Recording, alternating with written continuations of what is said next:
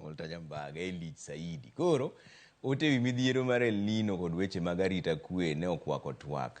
Ma jotelo ne obedo godo e nyasi mar Jamhuri e counties ma Nyanza. Jafwambo marwa Millicent Adhiambo miyowa report mawuok e nyasi mag Jamhuri ma Nyanza.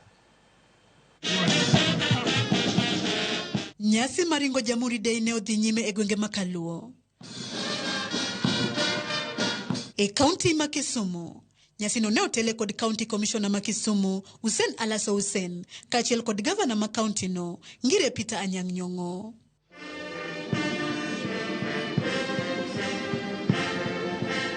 Jotelo go kane loso e kinde nyasi no, e gijiwo oganda modak kuonde ma oula thoro ywero e ji, mondo odar, kendo singo ne jopiny, ne gimedo tiyo kod sirikal mamalo, e neno giketo okenge makare, mar kedo kod oula, mamedo kelo ne oganda midhiero. On the situation of El Nino, we don't know, but we're asking our people to remain alert. We have told our chiefs and administrators on the ground to sensitize our people, because I think they have known this scenario of El Nino for a long time.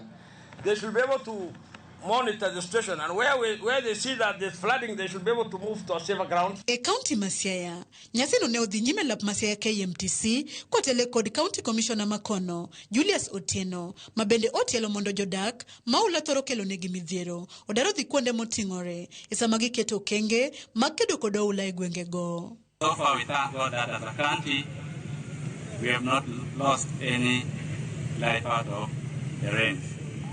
Lakini kwa wananchi naomba mchukue tahadhari kiambia na maafisa wetu kwamba kuna hatari sehemu fulani. Please move to safer grounds. So far so good, but we are on the watch out. E county Migori, county commissioner manotelo e nyasi no, David Gitonga, okawo thuolo no mar yango ni gidhi nyime kod keto okenge mag neno ni weche oula okomedo thung'o jodak makono. Tulianzia nikawaambia kuna mafuriko. Najua tumesaidiana na county government na tumeweza kupata chakula kadhaa na tumesaidia watu wa Nyatike, Urili na kwingineko. Na bado tunatarajia chakula zingine, tunatarajia mabati na tutaendelea kufanya. Na ningetaka kusema tafadhali, venye nisema mambo ya intolerance. Imagine tunapeana chakula kwa watu ambao wameathirika na mafuriko, lakini kuna viongozi na watu wengine wamepanga jama ya kuchafua hiyo mkutano. Tafadhali, is that person normal? Commissioner Mahoma Bay, Moses Lelan, bende ne nikod ote mar jiwo jopiny mondo bed motang' gi oula ma osekelo midhiero e moko kuom gwenge makono.